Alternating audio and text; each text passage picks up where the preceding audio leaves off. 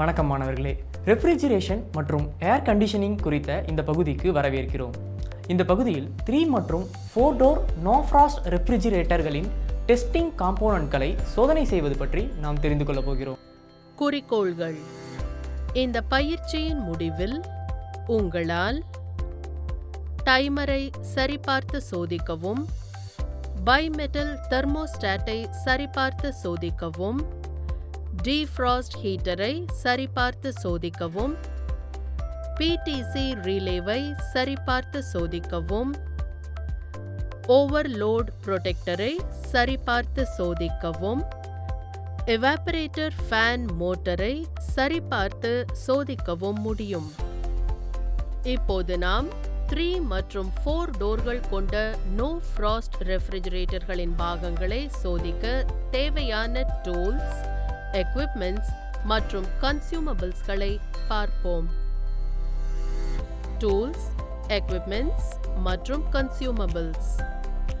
Clamp metre,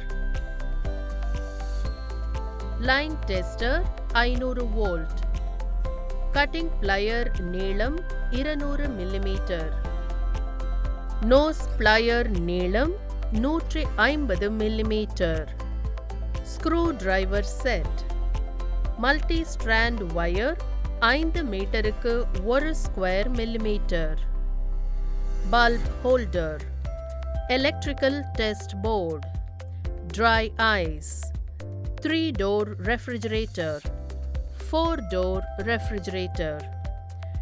இப்போது நாம் 3 மற்றும் 4 டோர்கள் கொண்ட நோ ஃப்ராஸ்ட் ரெஃப்ரிஜரேட்டர்களின் பாகங்களை சோதிப்பதற்கு தேவையான தயாரிப்புகளை பார்ப்போம்.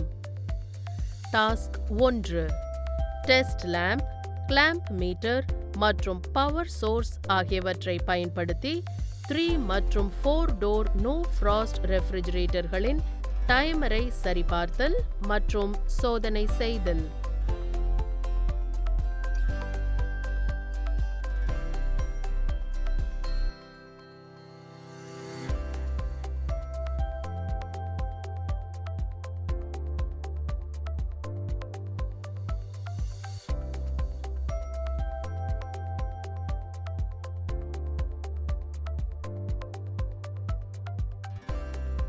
த்ரீ மற்றும் 4 டோர் நோ ஃப்ராஸ்ட் ரெஃப்ரிஜரேட்டர்களில் உள்ள பாகங்களை சோதிப்பது.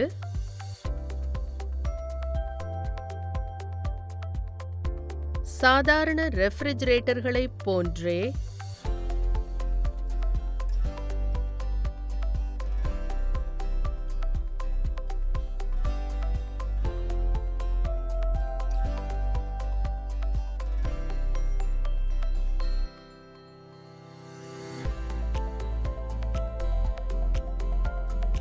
temperature control, energy efficiency, durability, defrosting mechanisms, airflow, noise levelகள், safety மற்றும் user interface ஆகியவற்றில் கவனம் செலுத்துகிறது.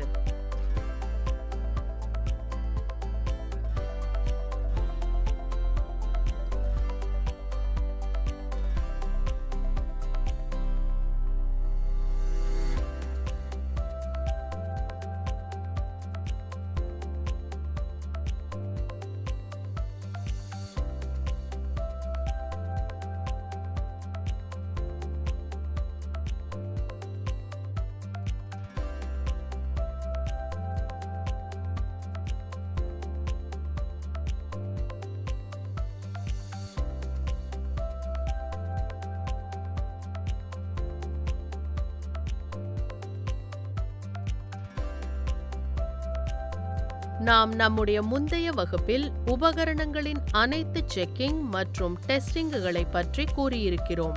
தயவு செய்து அந்த அமர்வை பார்க்கவும்.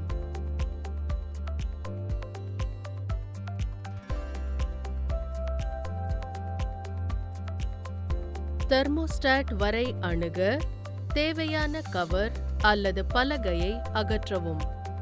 தேவைப்பட்டால் பாதுகாப்பு கவரை திறக்கவும் அல்லது அகற்றவும்.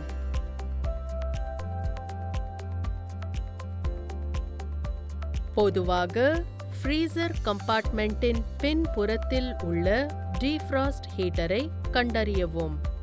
இது காயில்டு வயர் அல்லது கிளாஸ் டியூபாக தோன்றலாம். டீஃப்ராஸ்ட் ஹீட்டரை பர்ன்ஸ், பிரேக்ஸ் மற்றும் டிஸ்கலரேஷன் போன்ற அறிகுறிகளுக்கு சோதனை செய்யவும்.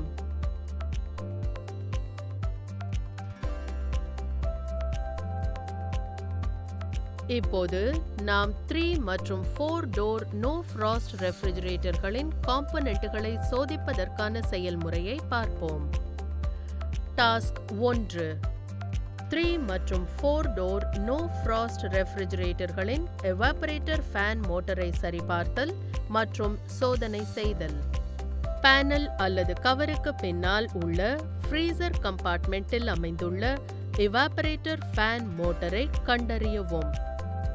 ஃபேன் பிளேடுகள் மற்றும் மோட்டரில் ஏதேனும் டேமேஜ், அப்ஸ்ட்ரக்ஷன் அல்லது அதிகப்படியான எக்ஸசிவ் டர்ட் போன்ற அறிகுறிகள் தென்படுகிறதா என்று பார்த்து ஆய்வு செய்யவும். மேலும் தேய்ந்து போன வயர்கள், எரிந்த பாகங்கள் அல்லது பிசிக்கல் டேமேஜ் போன்ற குறைபாடுகளை கண்டறியவும். மின்சாரத்தை துண்டித்துவிட்டு ஸ்மூத் மூவ்மெண்ட்டை சரிபார்க்க ஃபேன் பிளேடுகளை கையால் சுழற்றவும். பிளேடுகள் எந்த தடையும் ரெசிஸ்டன்ஸும் இல்லாமல் சுதந்திரமாக சுழல வேண்டும். ஃபேன் பிளேடுகளை திருப்புவது கடினமாக இருந்தால் மோட்டரில் இயந்திர சிக்கல் இருக்கலாம். எவாப்பரேட்டர் ஃபேன் மோட்டருடன் இணைக்கப்பட்ட வயர்களை துண்டிக்கவும். கிளாம்ப் மோட்டரை கண்டினியூட்டி அல்லது ரெசிஸ்டன்ஸ் செட்டிங்கிற்கு அமைக்கவும். ஒரு டெஸ்ட் லேம்ப் மூலம் மோட்டார் வைண்டிங் கண்டினியூட்டியை சோதிக்கவும். பல்ப் எரிகிறது என்றால் அது கண்டினியூட்டி திருப்திகரமாக இருப்பதை குறிக்கிறது. டைமர் மற்றும் எவாப்பரேட்டர் ஃபேனில் பயன்படுத்தப்படும் நேரோ வைண்டிங் வயர் காரணமாக குறைந்த வாட்டேஜ் பல்ப் கொண்ட டெஸ்ட் லேம்பை பயன்படுத்தவும். பவர் சப்ளையுடன் மோட்டரை இணைக்கவும். மோட்டரை இயக்கி மோட்டார் ஷாஃப்ட் சீராக இயங்குகிறதா என்பதை கண்காணிக்கவும். அது நடந்தால் ஃபேன் மோட்டார் சரியாக வேலை செய்கிறது என்று அர்த்தம். ரீகேப். இந்த தலைப்பில் நாம் டைமரை சரிபார்த்து சோதிக்கவும், பைமெட்டல் தெர்மோஸ்டாட்டை சரிபார்த்து சோதிக்கவும், டீஃப்ராஸ்ட் ஹீட்டரை சரிபார்த்து சோதிக்கவும், பிடிசி ரிலேவை சரிபார்த்து சோதிக்கவும், ஓவர்லோட் ப்ரொடெக்டரை சரிபார்த்து சோதிக்கவும், 3 மற்றும் 4 டோர் நோ ஃப்ராஸ்ட் ரெஃப்ரிஜரேட்டர்களின் எவாப்பரேட்டர் ஃபேன் மோட்டரை சரிபார்த்து சோதிக்கவும் கற்றுக்கொண்டோம். 3 மற்றும் 4 டோர் நோ ஃப்ராஸ்ட் ரெஃப்ரிஜரேட்டர்களின் காம்போனன்ட் கூறுகளை சோதிக்கும் செயல்முறையை நீங்கள் அனைவரும் புரிந்து கொண்டிருப்பீர்கள் என்று நம்புகிறேன். நன்றி மாணவர்களே, அடுத்த பகுதியில் நாம் சந்திப்போம்.